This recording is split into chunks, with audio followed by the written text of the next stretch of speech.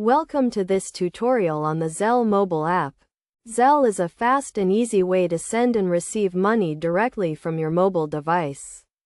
To get started with Zelle, you need to have a bank account in the United States and a mobile device with internet access.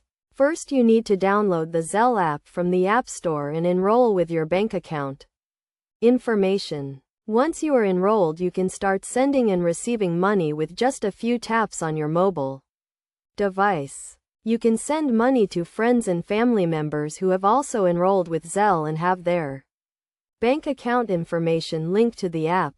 To send money with Zelle, you simply need to enter the recipient's email address or mobile phone number and the amount you want to send.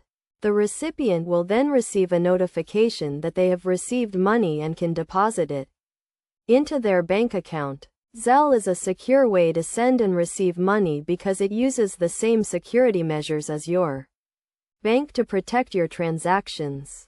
Additionally, Zelle does not store your bank account information, so your money is safe and secure. One of the best things about Zelle is that it is free to use and there are no fees to send or receive money. Zelle also works with many banks and credit unions across the United States, so you can send and receive money with anyone who has a bank account.